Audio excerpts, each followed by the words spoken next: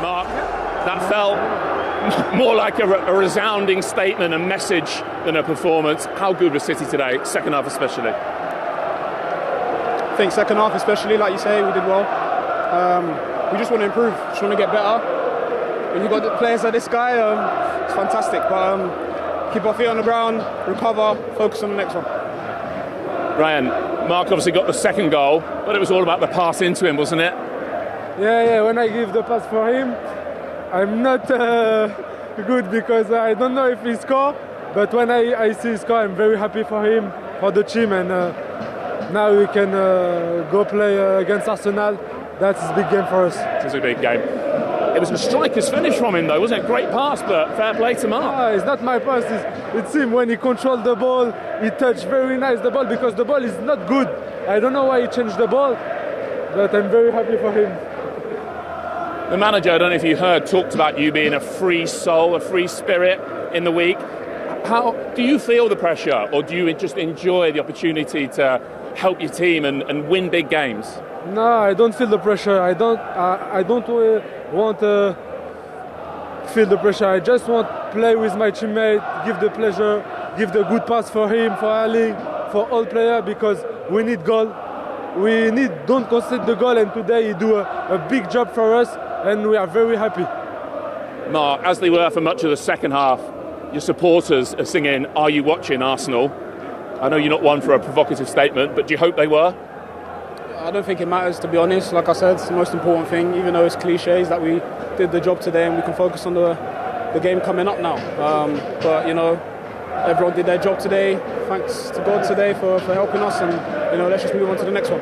Lastly, what is it like being part of this City group when you're hunting a title? This is the last one! Go on, Marc, quickly. What is it like hunting a title with this group? And then we go. It's great, it's fantastic, it's good. Nice. People are waiting. Your player of the match? There's a debate here. Yeah, new experience for those two. And what an experience in this title race that Manchester City now know is in their hands, with the game in hand and within 6 points of Manchester City, where, of course, we'll be a week today, once again, on the road for that enormous clash. And it sets it up beautifully now, Michael, doesn't it? I mean, it couldn't be any better. We've been looking at this title race for a while thinking, can it be a race? Is it going to go down to the last few games? And Arsenal have basically been stretching a little bit further and further clear in the last few weeks, but all of a sudden there's been big change and unexpected. You know, not many people saw Bournemouth go into the Emirates and winning, and then for Manchester City to come here and win, not an easy place to come at all, and to win comfortably as well. And all of a sudden the title race looks as it's not turned on its head, but it's neutralised, really has neutralised. And now, I mean, they don't get much bigger than the next weekend, do they? No, they don't. And when you are chasing in the position you've been in your career, and you're getting that momentum, and you get a result like that from the second half performance, what does it do? What's it feel like? Obviously, it feels amazing. And again, you just build momentum and confidence. But like Marc said, they know that next week is massive. It's in their hands, and that's what you want it to be. Whatever your objective is, whatever stage of the season, you want it to be. You want to be in control of your own destiny, and they are that now.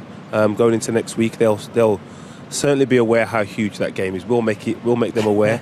And top players perform in them games, and as you said, none of them players have experience in that, but they spoke with a lot of calmness, especially Marc. He seemed like he was enjoying and relishing the opportunity, and obviously Cherki's relishing the responsibility given to him as well. So yeah, as much as they don't have the experience, they look like they're enjoying it. And you were obviously in and around that United squad that were chased down, sorry to remind you, by Joleon's City. And when you do drop points like United did that day way back when against Everton, and you've been in front and you've got this team chasing you, another Manchester City team, what's that feel like? So what will Arsenal feel like tonight? That's what I'm really asking. Listen, you always prefer points in the bag, you always do. However, there's something a little bit nerve-wracking about knowing that somebody's coming behind with a wet sail.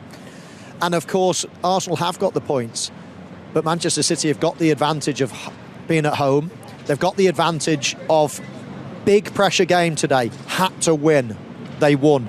They played Arsenal not so long ago in a cup final, big pressure game, they won. All of a sudden, these big games, they go Manchester City's way, and all of a sudden Arsenal are starting to falter and fumble. So, you know, the mindset going into this game couldn't be more directed towards Manchester City. So everything's pointing in that direction at the moment. Obviously still a fair way to go, but this has really evened it up this weekend. Would that be a concern for you with Arsenal? Like Mo says, in this situation, none of those players have got over the line, not even in the Wembley Cup final against City. Yeah, it's a concern. It's a concern because they've been in this situation, and it's almost like they're playing with fear, right? Every moment, every game, the anxiety, and they need to find a way to shake that off. It's almost, they always need to take themselves to if it happens and they win nothing, right? The world's going to keep spinning, and the players need to find a way of just going, right, we can't control Manchester City. They're coming like a steam train. They are flying, right? We've got our games that we've got to deal with. We've got to go. If they go to Manchester next week and they don't get beat, I think it's advantage Arsenal again. But they've got to find a way of shaking off the shackles, and that's down to the manager. OK, let's remind ourselves how City completely turned that around in the second half. And what a story Nico O'Reilly is developing into in terms of goal scoring, Jolyon, as well as his all-round play. Yeah, not just goals in terms of volume, but the quality of goal, the importance of goal. I think that's significant. Obviously, today was huge. Recently in the cup final, he scores 2 goals. And people that don't know, Nico O'Reilly's all of his career before the first team has played as a 10. So these scenarios and these positions that he finds himself in aren't new to him. He's aware of what he needs to do, and the finesse with the finish, whether it's head or feet related, he's calm in front of goal, and you can't necessarily teach that, especially at a young age. What about the quality of delivery there, Joe? Oh, it's superb. Jerky is a magician. Like we was watching him warm up a couple of weeks ago, and it was like he was like mesmerising with the ball. He plays off both feet, he takes corners off both feet. For Haaland, he must be licking his lips every time his name's on the team sheet. He didn't get a goal today, but he finds space, he finds pockets, and he delivers when he passes the ball, he passes it with information. Like, if he needs you to run in, he makes the players around him so much better by how he just delivers the ball to them. He's a fantastic footballer. And he was at it again. I mean, 2 goals in just over 6 minutes. I mean, they were ruthless. They put the foot on the pedal at that point, didn't they? I really like that about Manchester City. A lot of teams you'll see score a goal and then they think, right, we've got the goal, we've got the advantage, let's just sit back, let's hold our lead. But not Manchester City. They went and they went and they went and kept trying to score goals. This is obviously from a short corner. Turkey just trying to find a little bit of room and then flicks the ball with the outside of his foot. It's fantastic. I would say, just have a look at Bernardo Silva, top of your picture. He makes this overlapping run and Gusto gets caught. He sees that run and he leaves his man. He leaves Gehi. Just watch him peel out there. He's on Gehi all the time, and then just at the last minute he goes and follows. This is probably a better angle. Watch, he's wrestling with him and then he just leaves him for that, and that's yeah, I think he takes Marc by surprise. It's a great touch and a great finish, but players of that ilk, you have to take the worst case scenario, and that is the worst case scenario. If someone free in the box is going to find him, because his technical ability will allow him to do that. Yeah. Now, as a centre half, he wasn't a number 10 grown up Marc Guehi, was he? Like Nico O'Reilly. I mean, what a cool finish that was. Very much so. Again, the first touch allowed him to get the strike off, but I just think since he's arrived at the club, he's played with a maturity and a class. I think similar to Cherki, but in a different way. He makes players around him play better. Nouri's played the most consistent since he's arrived at the club, but for me, Marc, seeing him do this, having worked with him, I'm not surprised. It's a centre forward's goal, isn't it? I mean, his first touch was unbelievable. The way he opens himself out, just touch finish. That's pretty ruthless, and he's got that. I would say that he's got that air of calmness and class about him. Yes, he's a centre half. I'm not saying centre halves can't be class, but he's just got there that. Just in time. Yeah. I felt a punch coming away. He's just got that air of calmness, hasn't he? Really good on the ball, spots danger, he's got pace. He's a terrific signing for them. And in terms of the third goal, when Caicedo was pressed, I mean, that was part of City's game plan, but also the story of Chelsea's day a little bit, wasn't it? Yeah, I mean, listen, he was poor today, Caicedo. He's been Chelsea's best player all season. He was outstanding, and it's the press. The press was really good. Again, he bowled it into midfield. The extra touch there. Do you know what? Because he's so strong, and because he trusts his body, but you can't take a liberty there. They're closing in on him. They're also coming from all angles. Talking. Maybe communication from his teammates. But that sums Chelsea's night up there. But I got the impression all afternoon that none of this was by design. Like, they were just hoping they could get out. It didn't seem like they was comfortable. I remember one incident where they've had to flick it around the corner, and I think Fofana's ended up heading it back to Sanchez, and it just never felt right for them trying to play it out the way they did, and obviously they got caught here. Yeah, and a nice finish as well. I mean, I often think that near post finish with a little bit of height is quite underrated. Everybody says, oh, you always should go to the far corner, that's where the space is. If the goalkeeper saves it, your mate can have a tap in and things like that. But a lot of the time, big space comes in that near post. And Doku finished it well. He's only a few yards away from us, but he finished it well. And in terms of the overall group, they didn't just nick a 1-0 win there.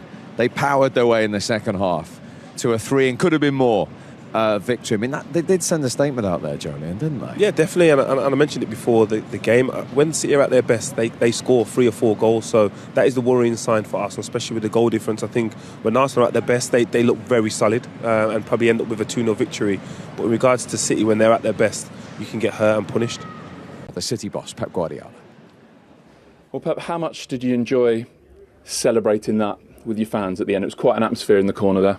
No, what's happened when you win away in stadiums like Stamford Bridge. The fans are happy, we're even happier. So how much did you enjoy particularly your second half performance, and maybe what more did you ask for at half time? Yeah, second half was 1,000 times much better. And it was not bad the first half, but some players were not in has to be, and we attacked a little bit in the left side, but in the right side they just played to, without threat, and the second half was much better in both sides. How much did you enjoy as well the performance of your free soul today, Ryan Cherky? The first 2 assists, which obviously he has that quality, I wonder if you'd almost enjoy more the fact that he plays a big part in winning the ball back for Jeremy with the third goal. Like both sides of the game. Jeremy Ryan is an extraordinary talent. The second goal, just the pass to Marc, he saw him. The problem from Ryan, and we talk a lot, is sometimes he plays in the positions close to, I exaggerate, to Donnarumma. Your talent has to be in the final third. Oh, it gets too low. Yeah.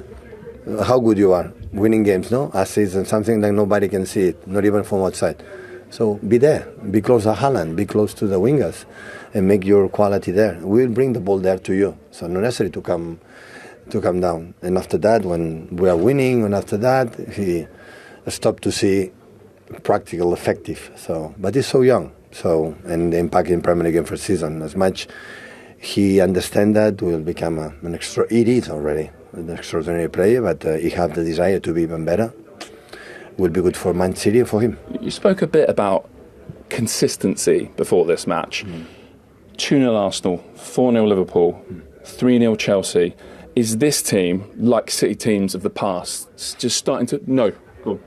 The past were something unique, but we are growing, so we have long weeks now after being out from the Champions League, and we are more fresh, training, everybody knows exactly what they have to do, so that is a reality. So of course, look, 3 opponents, 3 Champions League teams, and we perform not, I would say 90 minutes, because the first 50-20 minutes, half an hour in Arsenal were better, and first 20 minutes at home against Liverpool better. Second half, first half he was not top, but we were solid enough, no concede much, and the threat is there.